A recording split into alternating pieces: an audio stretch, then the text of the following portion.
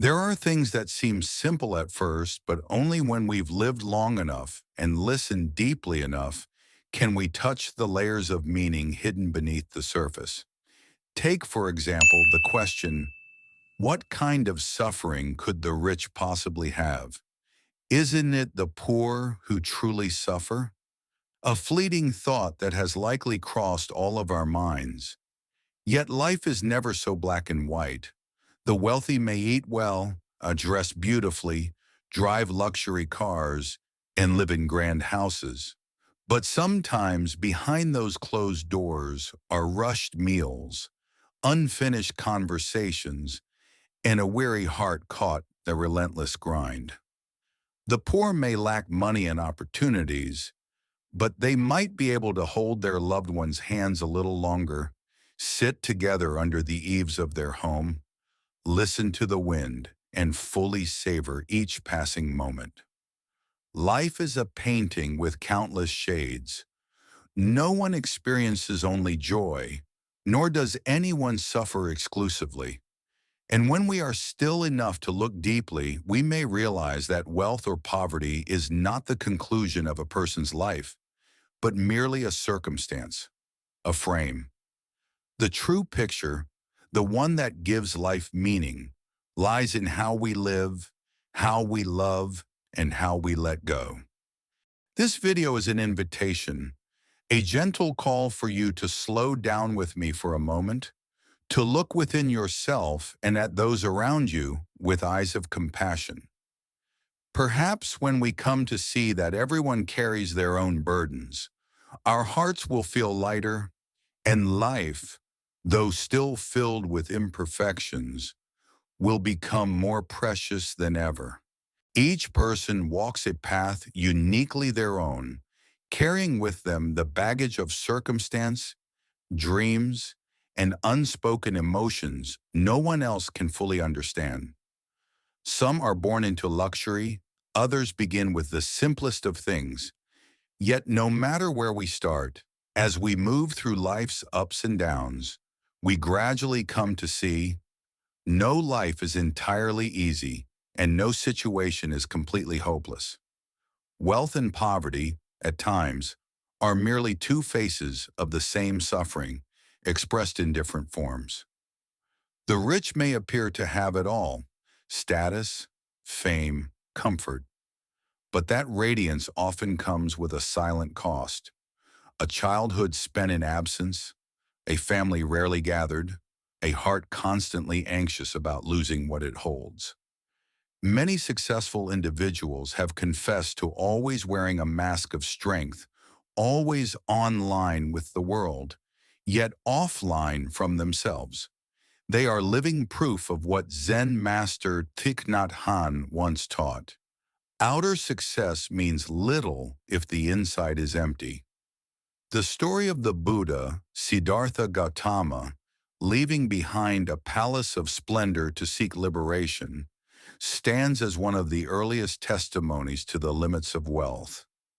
Born a prince with everything life could offer, he still carried a deep yearning to understand the true nature of suffering.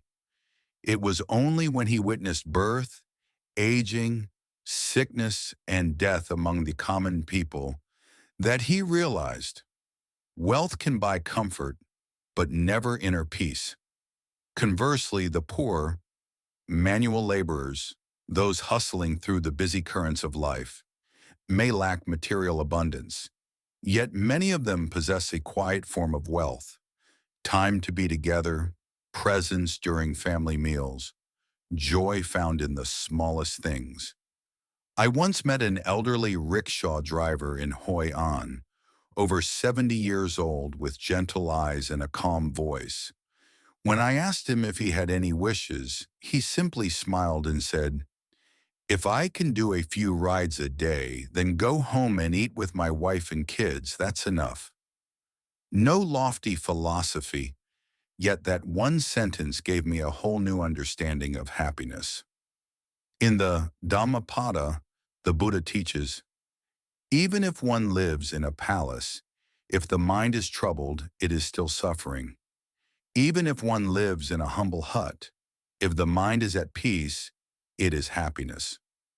That teaching is a guiding light, revealing to us that suffering does not lie in our circumstances, but in how we live with them. Life in itself is a multi-layered play. Some stand on the upper floor looking down, assuming hardship below, while those on lower floors may gaze upward with a serenity we never expected. And sometimes in our endless search for fulfillment, we forget that perhaps, in this very moment, we already hold life's most precious gifts: a roof over our heads, someone to return to, and a heart that still stirs at the sight of a sunrise. In today's fast-paced world, simplicity is often misunderstood, seen as a lack, as misfortune, as not measuring up.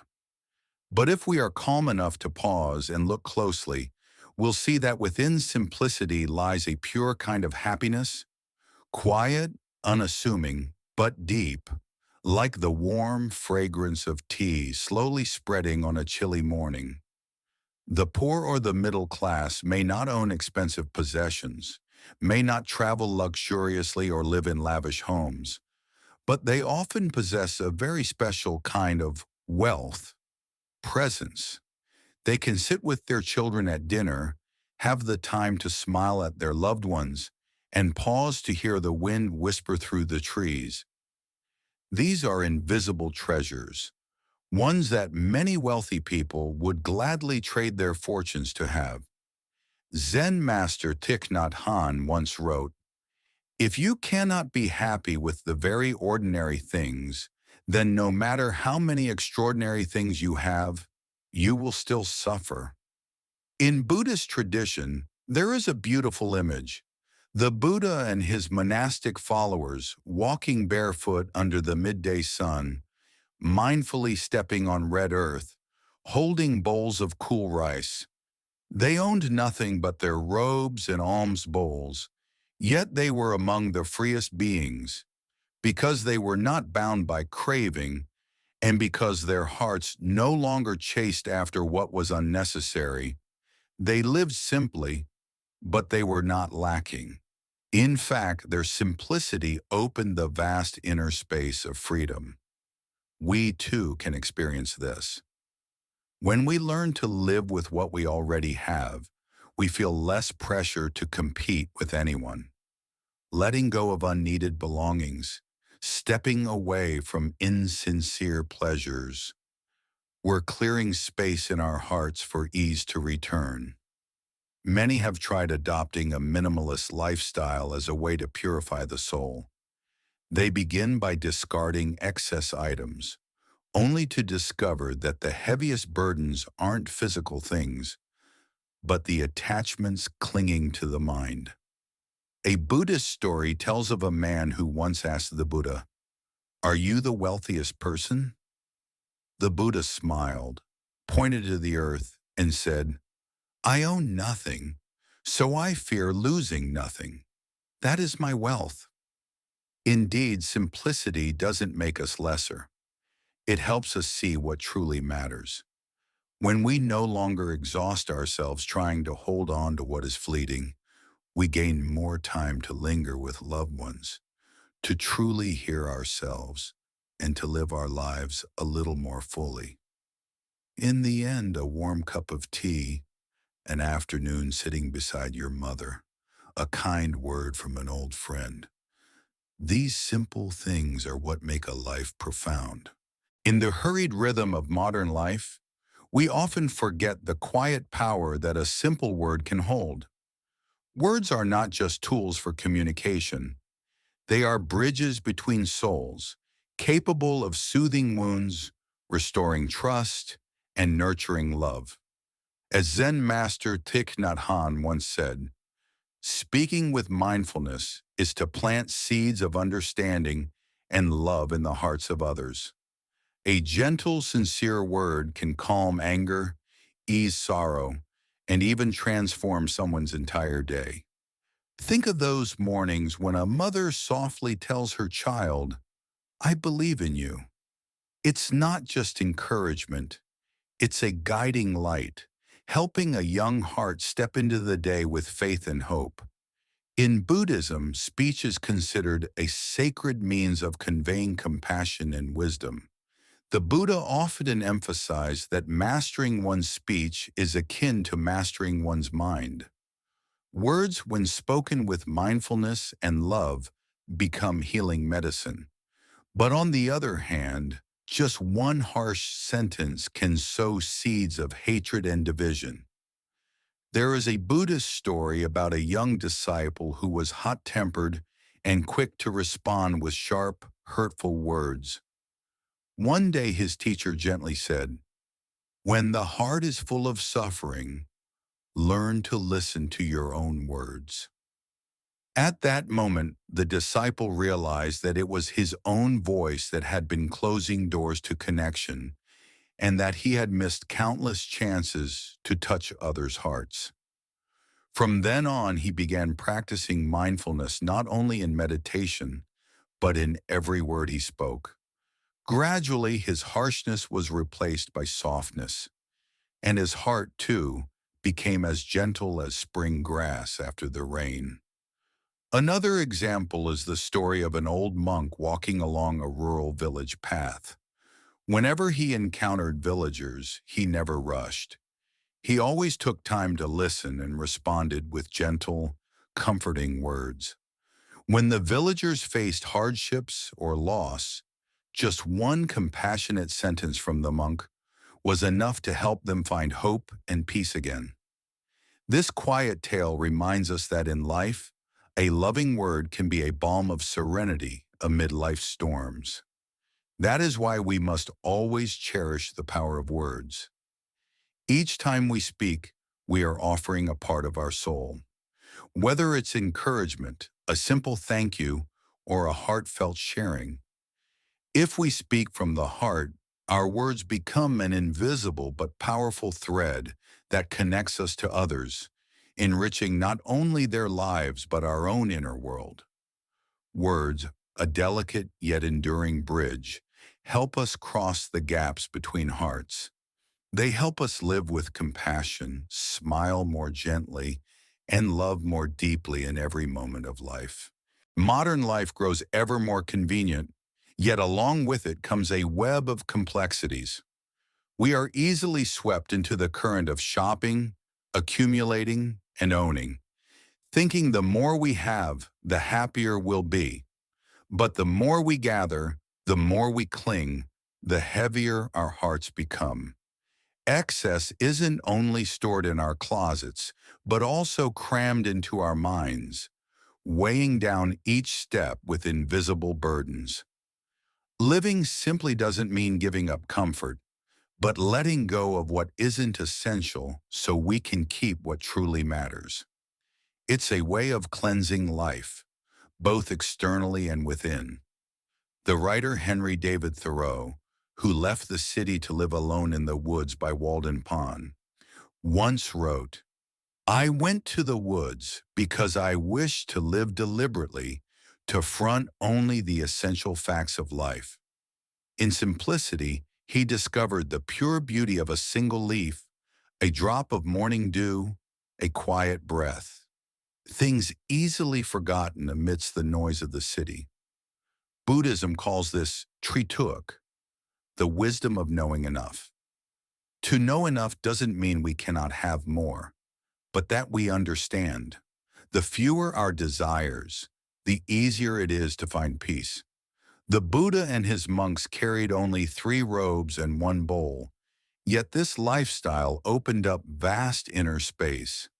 With no need to guard possessions or fear losing them, they lived as freely as white clouds drifting across the sky, untouched by the dust of the world. A Buddhist story tells of a young prince who once asked the Buddha, "Master, how can you live so peacefully without palaces or riches?" The Buddha smiled and replied, "Because I've learned not to be enslaved by what I own. Only when the heart is free from attachment can one truly be free, and so can we. By reducing the need to purchase what we don't truly need, we don't just save money, We create space for stillness, a clearing in the forest of invisible pressures. Instead of chasing consumer trends, we can learn to savor a cup of warm tea, read a weathered book, or simply sit still and listen to the morning birdsong. Simplicity helps us return to the most basic and yet most profound aspects of life: a nourishing meal, a heartfelt conversation, a peaceful, dreamless sleep. Through these, we begin to experience life not just through our eyes, but with a rested and open heart. To live simply is not a trend, it is a conscious choice. A choice to stop being consumed by the outside world and to begin tending to the garden within. Because only when the heart is light can we walk steadily through the ever-shifting currents of life. In a world full of noise and constant motion, mindfulness is not merely about focusing on the breath.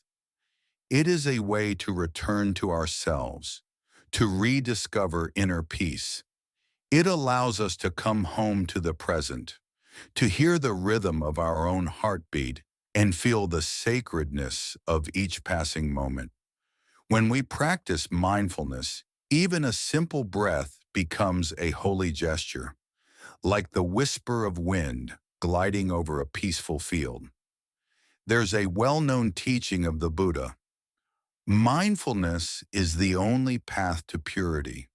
These words are not just philosophical, they carry a quiet invitation for us to pause, to step away from the busyness and clutter of life and listen to the voice of our own heart. In that stillness, we begin to see that we don't need to chase distant dreams. Simply being fully present now is enough to touch happiness. A Buddhist story tells of a young monk who was once asked by a villager, "Dear monk, how can I find peace amidst all the worries of life?" The monk smiled and said, "Stand still, take a deep breath, feel every heartbeat. Only through this moment can you truly be alive." Hearing this, the villager realized that even during the most chaotic times, just a little mindfulness could open the door to calm, like the gentle sun at dusk softening the day's heat. Mindfulness also helps us face and better understand our inner pain and swirling emotions. Instead of reacting in haste, we pause, recognize, and let go.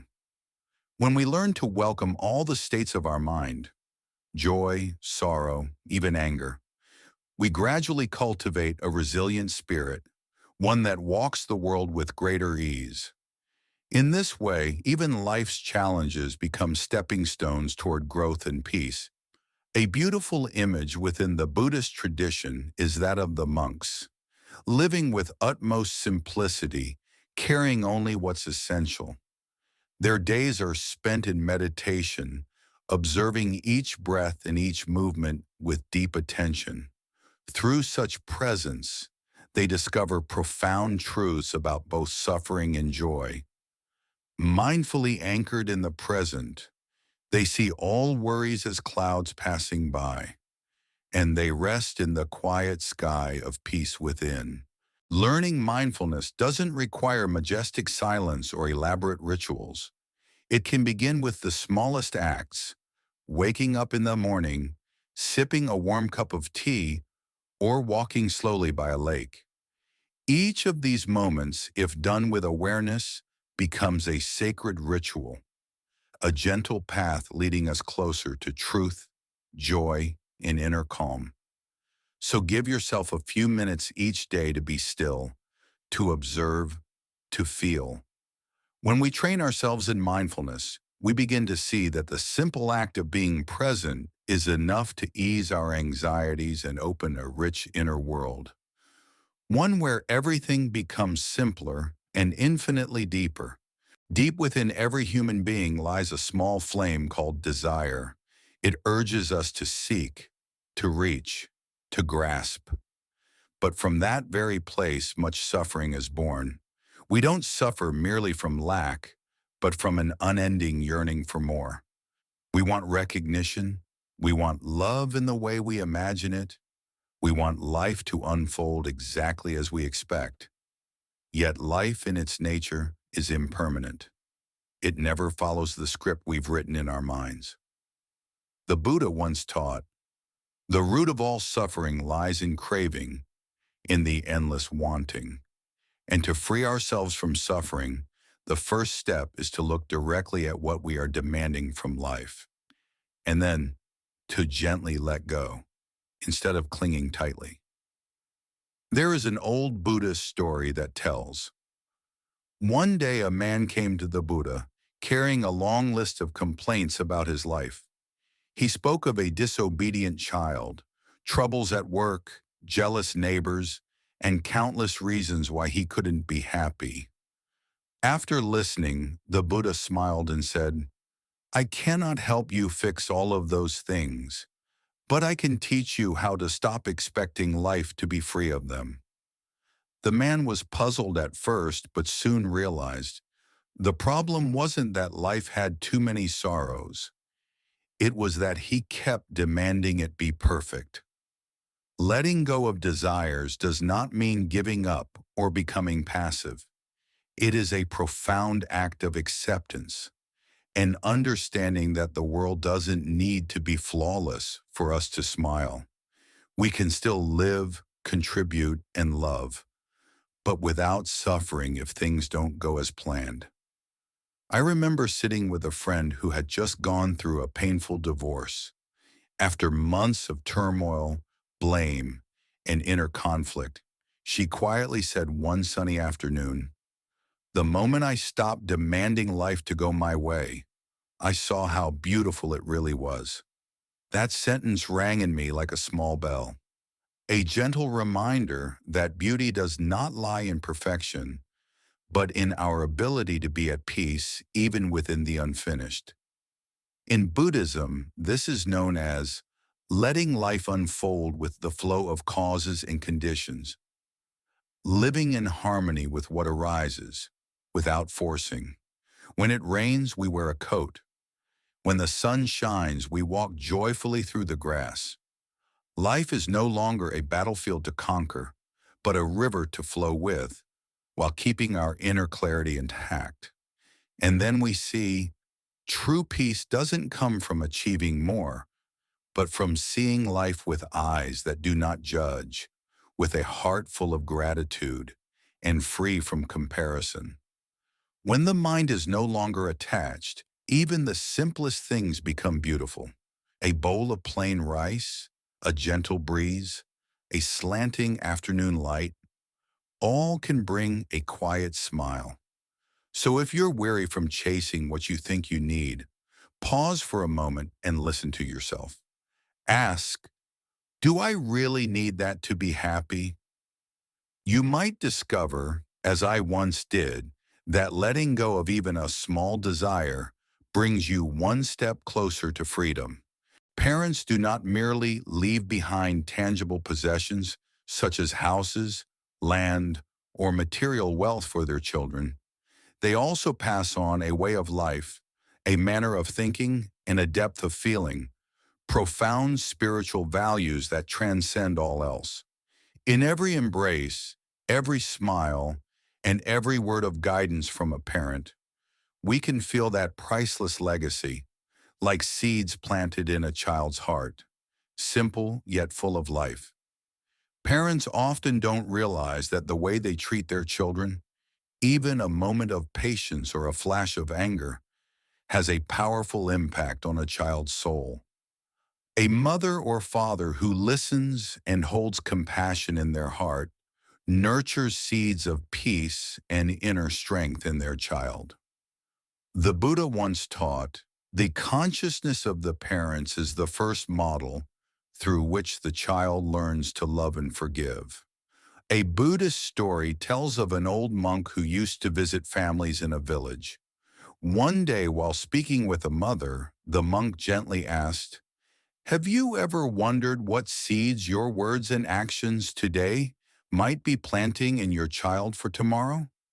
The mother shyly replied, "Perhaps." Sometimes I don't pay enough attention to that.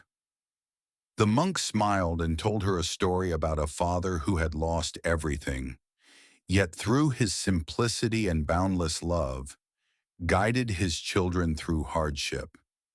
In the face of adversity, he would always remind them, keep love and compassion in your heart, for the most precious things cannot be measured in material terms. The mother then realized that the way she treated her children would leave behind a lasting spiritual heritage for the whole family.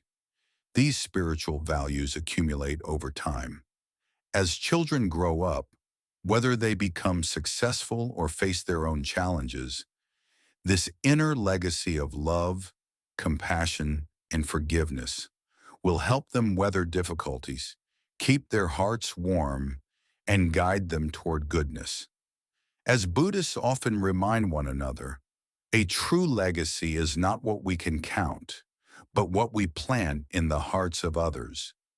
Even emotional wounds from the past can be healed through love and forgiveness. There is a saying from the Buddha, forgiveness does not only ease the pain of another, but it also liberates our own soul. In this way, parents teach their children not only how to ask or accept, but also how to love freely, unburdened by resentment or insecurity. The spiritual legacy of parents is like a guiding light for their children's journey through life.